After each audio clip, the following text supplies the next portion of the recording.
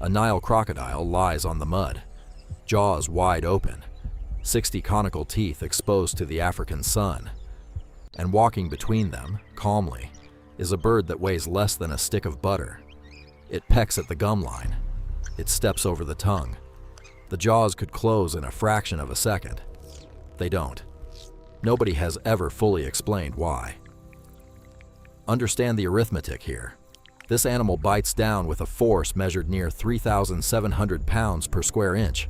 It crushes the skull of a wildebeest. It shears through turtle shell. And it is choosing, in that moment, to hold still for a creature it could swallow without chewing. That is not tameness. That is something far stranger. Over the next few minutes, you'll find out what the bird is actually taking from that mouth. You'll find out why the most famous version of this story is almost certainly false. And you'll find out what happens on the rare days when the jaws do close. Because they do close. And the reason they usually don't has nothing to do with friendship. Picture the setting. A shrinking channel in the dry season. The water low and brown. Temperatures over 100 degrees. Along the sandbar, a dozen crocodiles hauled out of the shallows, motionless, mouths hanging open like a row of traps. And moving among them, unbothered, small wading birds, stepping over armored tails. Nobody flinches. Nobody runs. Now imagine the smell. Between those teeth sit fragments of the last meal. Shreds of flesh caught in the gaps, days old, cooking in that heat. A crocodile does not chew. It tears and swallows. What stays behind rots. And rotting tissue in a warm, wet mouth becomes something no animal can clean by itself. No tongue that can reach. No hands. That is the crack in the armor. The crocodile is built almost perfectly. Skin like plate steel. Eyes that see through water. A body design that has outlasted the dinosaurs. But its mouth is a wound it cannot tend. Leeches attach to the soft tissue. Parasites settle in.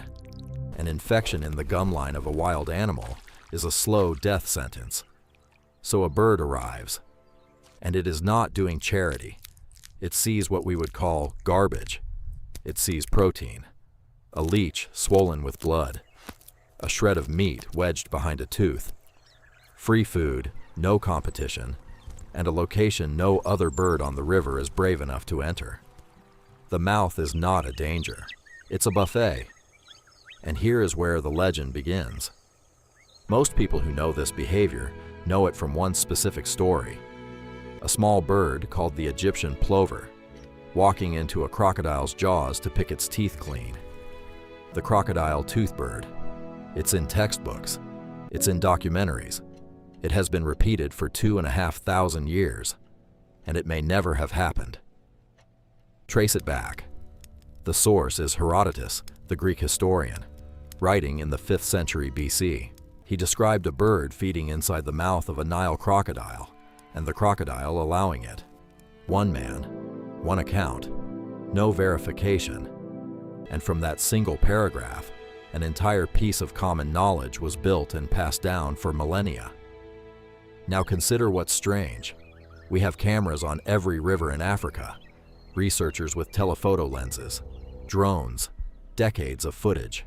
Crocodiles are among the most filmed reptiles on the planet, and of the Egyptian plover performing this exact behavior, there is no confirmed photograph, no video, not one clean piece of documentation in modern ornithology. Think about what that means. For 25 centuries, one of the most repeated facts in natural history circulated without evidence, not because anyone lied, because the image was too good to question. A killer and a tiny bird, in perfect trust. It's a story humans wanted to be true, so nobody checked. And yet, the behavior itself is not a myth. That's the part that makes this strange. Crocodiles genuinely do allow birds to feed at their mouths and along their bodies. It has been observed. It has been photographed. The myth isn't the partnership. The myth is which bird gets the credit. The birds that actually do it are less romantic and far less famous.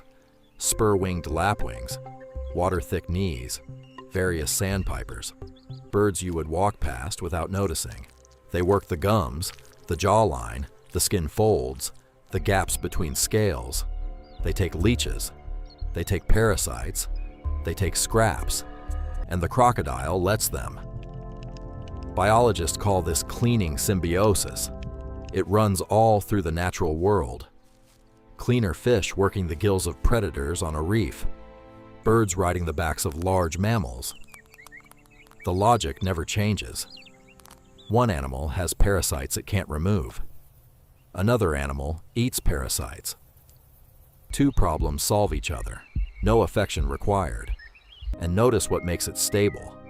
Both sides come out ahead in a way each can measure immediately. The bird gets a meal. The crocodile gets a wound cleaned. Neither one needs to understand the arrangement. Neither one needs to remember it. Evolution doesn't need cooperation to be conscious. It only needs cooperation to pay. But something still doesn't fit. Because a crocodile could take the bird and then find another bird tomorrow. Rivers are full of them. So why hold back? Why not eat the cleaner? To answer that, you have to look at why the mouth is open in the first place, and the real reason is almost never mentioned. Here it is. When a crocodile lies with its jaws spread wide, it is not sending an invitation. It's cooling down.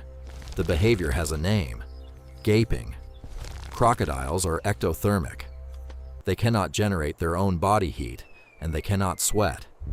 Heat management is entirely behavioral: water, shade, and an open mouth. The mechanism is simple. The tissue lining that mouth is thin and richly supplied with blood.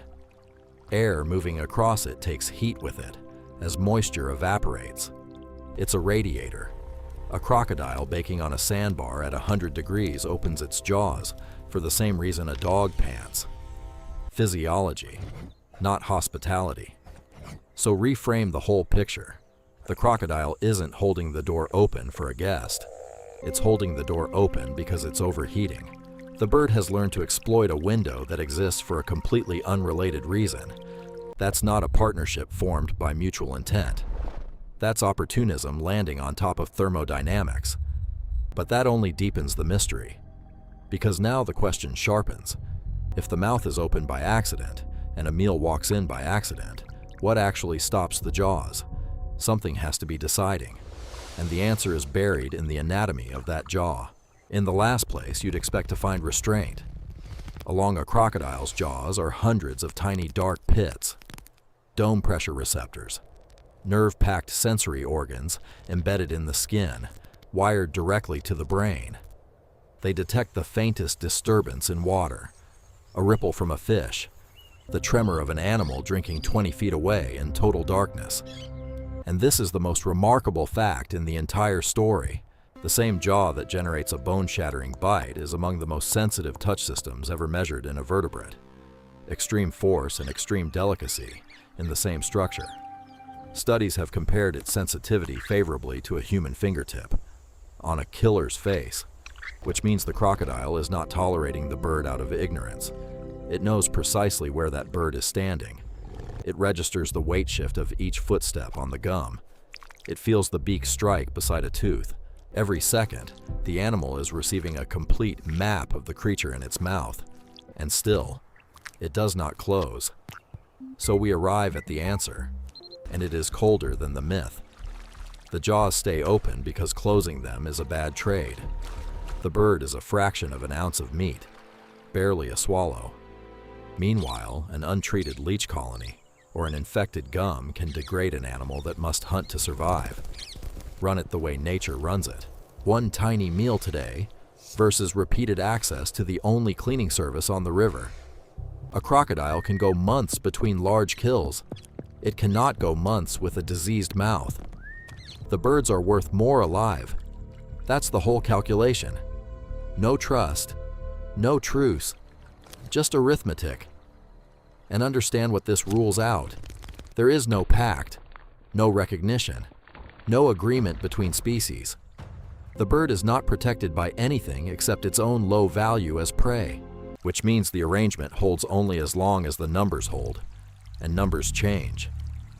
That is the dark part of this story, because sometimes they do close. It has been documented. A crocodile snapping shut on the bird feeding in its mouth. No warning, no provocation. 1 second the bird is working the gum line. The next, the jaws come together and the transaction ends the only way a predator's transactions ever really end. And there's a pattern in who does it. Younger animals, inexperienced ones. Crocodiles that have not eaten and cannot afford to think past the next hour. Hunger rewrites the math. When the immediate cost of starving outweighs the long-term cost of parasites, the bird stops being a cleaner. It becomes food. So every time one of these birds steps between those teeth, it is placing a bet. It is betting that this particular animal is well-fed, well-grown, patient enough to hold a calculation in its body. It cannot verify any of that.